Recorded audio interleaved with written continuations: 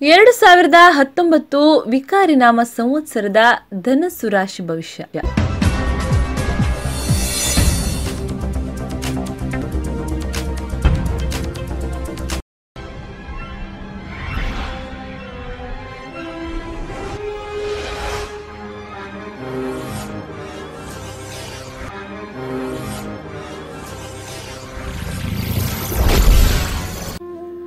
ಧನಸ್ಸು ರಾಶಿಯ ಅಧಿಪತಿ ಗುರು.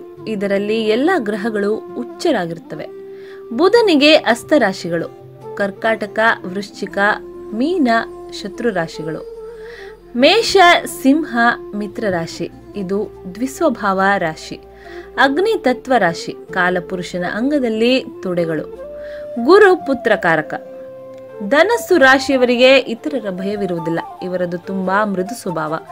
ಇವರ ನಡೆನುಡಿ ಇತರರಿಗಿಂತ ವಿಭಿನ್ನವಾಗಿರುತ್ತದೆ. ಇವರದು ನಾಚಿಕೆ ಸ್ವಭಾವ ಮತ್ತು ತುಂಬಾ ಜಿಪುಣರು.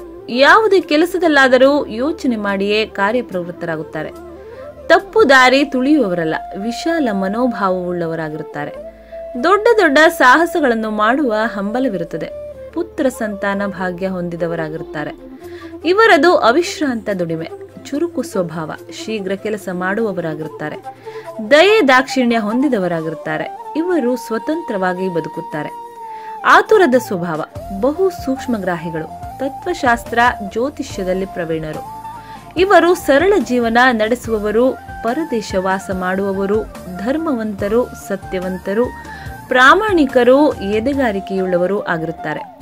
ಇವರಲ್ಲಿ ಯಾವುದೇ ರಹಸ್ಯ ಉಳಿಯುವುದಿಲ್ಲ. ಮಾಡಬೇಕಾದ ಕೆಲಸವನ್ನು ಎಷ್ಟೇ ಅಡ್ಡಿ ಆತಂಕಗಳು ಬಂದರೂ ಮಾಡಿ ಮುಗಿಸದೆ ಬಿಡುವುದಿಲ್ಲ.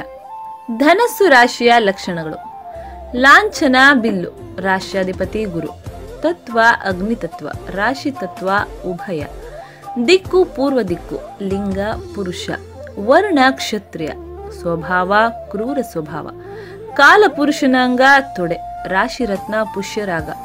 ಅದೃಷ್ಟ ಬಣ್ಣ ಹಳದಿ ಮತ್ತು ಕೆಂಪು. ಅದೃಷ್ಟ ದಿನ ಗುರುವಾರ ಮತ್ತು ರವಿವಾರ. ಅದೃಷ್ಟ ದೇವತೆ ಮಹಾವಿಷ್ಣು. ಅದೃಷ್ಟ ಸಂಖ್ಯೆ 3, 1, 4 ಹಾಗೂ 5. ಅದೃಷ್ಟ ದಿನಾಂಕ 3, 12, 21 ಹಾಗೂ 30. ಮಿತ್ರ ರಾಶಿ ಮೇಷ ಮತ್ತು ಸಿಂಹ. ಶತ್ರು ರಾಶಿ ಕರ್ಕಾಟಕ, ವೃಶ್ಚಿಕ ಹಾಗೂ ಮೀನ. ವಿಶೇಷ ಗುಣ ವಿದ್ವಾಂಸ ಹಾಗೂ ವಿಧೇಯರು. ಧನಾತ್ಮಕ ಗುಣಗಳು ಸ್ವತಂತ್ರವಾಗಿ ಯೋಚಿಸುವುದು.